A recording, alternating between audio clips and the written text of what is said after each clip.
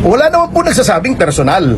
Hindi naman po natin na sinisisi si General Nartates, ano? Ang amin po sinisisi ang executive branch na wineponize nila ang Department of Justice upang i-persecute, tuligsain ang mga sa tingin nila ay kalaban ng gobyerno. Kaya nga po, uulitin ko po yung sinabi ko kanina, nagpapasalamat po ako kay Pangulong Ferdinand Marcos Jr. at tinupad niya yung kanyang pangako na magpapakulong siya soon, pero mali ang kanyang pinakulong.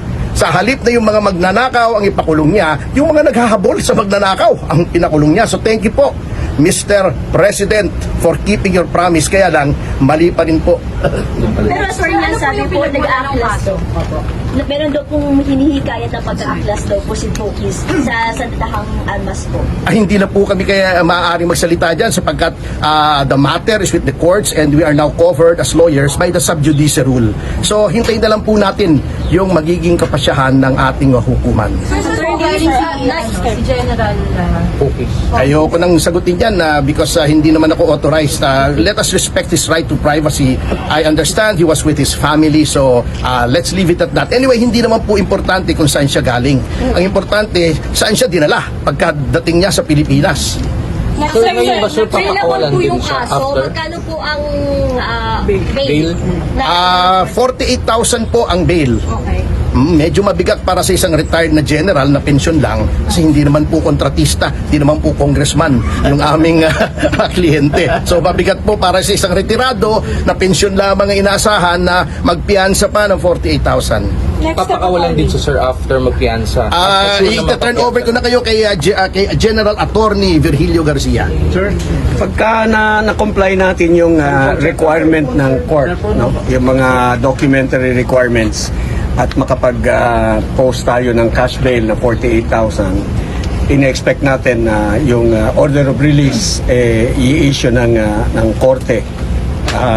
Hopefully very soon para hindi niya na kailangang matulog sa kulungan. Actually, alam niyo, gusto namin yung paalam sa inyo. Originally, we planned this to be very quiet.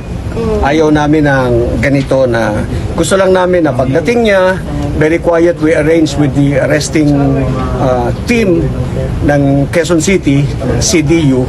Quiet lang. Aresto siya, dalhin siya sa Camp Karingal, ipoprocess namin yung bail.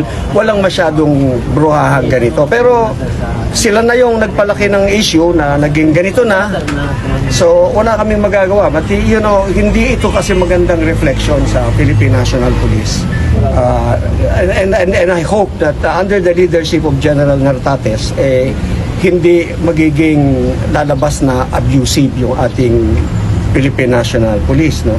Kasi unang-una, sabi binasahan ng Miranda rights. Binasahan mo ng Miranda rights. Unang-unang sinasabi doon, you have the right to counsel of your choice. Oh, andun kami, nag-i-insist kami, we want to talk to our client. Ayaw kami pagbigyan. So that was violated right there. Unang-una violation nyo agad yun. Constitutional right po ni Attorney Pokis, ni General Pokis na makausap ang kanyang mga abogado na nandoon na nag-i-insist na kakausapin namin ang kliyente namin. Siyempre, we want to make sure saan ka dadalhin, anong gagawa sa anong, di ba?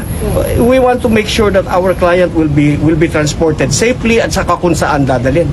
Wala naghabulan kami, hindi namin alam kung saan so that was violated and hindi namin pwedeng palagpasin yung violation na yun. Sir, ibig sabihin sasampahan nyo ng kaso yung natural. Anong kaso Oo. Administrative. Kung may criminal, pati criminal. So, pero definitely hindi namin palalagpasin ito dahil hindi naman pwedeng i-violate nyo ng i-violate ang constitutional rights ng ating mga mamamayan. Hindi naman pwedeng mangidnap kayo na mangidnap at ipalipad nyo sa kung saan yung taong Pilipino. Hindi po pwede yung ganun. Meron po tayong batas na kailangan nating sundin. Sila po dapat ang nagpapatupad ng batas. Hindi sila yung lumalabag sa batas mismo. And we do not go through the exercise of reading rights pagkatapos i-violate mo right there. Hindi pwede yun. Attorney, kamusta si Sir Pokis? Ay, he is okay. Medyo lang. Alam mo, siyempre, kasama mo, asawa mo, nag-aalala ka na siyempre concerned din siya doon sa how the wife would feel, no? Pero si General Pokis he's been through a lot all his life. serving this country. Bemedal yan eh. Oo, kung siya lang yung sarili niya kaya niyang i-handle yon, pero yung siyempre andyan yung asawa mo na nag-aalala sa iyo. Alam mo naman yung mga lalaki lalo na pagka kayo you think about yung how they're feeling para hindi naman sila Ano lang po yung pahayag niya po dito sa inciting to sedition na kinakaharap po niya? Hindi namin mapaniwalaan itong inciting to sedition eh. Sana ibang kaso na lang ikinaso nila eh. Kasi alam ninyo, nagretiro yan sa serbisyo. More than 30 years na nagsilbi para sa bayan. Para manatili yung integridad ng ating bayan, para yung katahimikan at katiwasayan ng buhay ng ating mga mamamayan ay mapanatili natin. Pagkatapos nag-retire ka at saka mo guguluhin ang taong bayan at saka ka mag-i-incite. Alam niyo ba inciting to sedition? Bubuskahin mo yung mga tao para magalit at na mag-alsa sa laban sa gobyerno. Meron ba naman sundalong gagawa ng ganon? Hindi. Kaya nga sinasabi namin, kami pinaliwanag na namin una pa lamang. Ang gusto naming mangyari, we respect, we obey, and we protect the Constitution. Palagi po kaming sang-ayon sa batas. Lahat ng ginagalaw namin, lahat ng ginagawa namin, ayaw po naming lumabag sa batas dahil meron naman tayong batas na pwedeng sundin. May patakaran na dapat na ginagalang natin. Pagkatapos, inciting to sedition, pag nabasa po ninyo yung complaint, 1+1 Oh no, really. I mean, gusto niya ng kopya, bigyan namin kayo ng kopya. 1+1, hindi talagang pinilit lang eh. Hindi, tapos binigyan namin na nag-motion for reconsideration kami. Siguro, nung mag-file kami ng counter affidavit, may desisyon, may resolution yung fiscal's office. Nag-file kami, ganyan kakapal yung pinal namin. Ang dami namin sinabi, bakit hindi pwede yung inciting to sedition. After 2 days, nakapile na sa korte. May due process ba yan? Hindi pwedeng, sabi nga ni Atty. Topacio, you have weaponized the DOJ, you have weaponized the Philippine National Police against your citizen. Hindi po pwede yung ganon. Hindi po kami lumalaban sa gobyerno dahil gusto naming nilalabanan namin yung pinaglalaban namin yung karapatan nating lahat. Igalang ninyo. Wala na tayong constitution pagka ganyan, wala na tayong sinasamba. General, kung makasabad lang sorry to interrupt Sige po. Isa pang puntos na gusto kong gawin, December 5 yung warrant. Ise-serve nila holidays, itataon pa nila long holiday para hindi makapiyansa. Fortunately, our client was abroad, hindi siya naabutan. Can you imagine kung sinerve yan ng walang korte? Di natulog yung tao ng New Year sa kulungan. At palagay ko sinadya yan eh.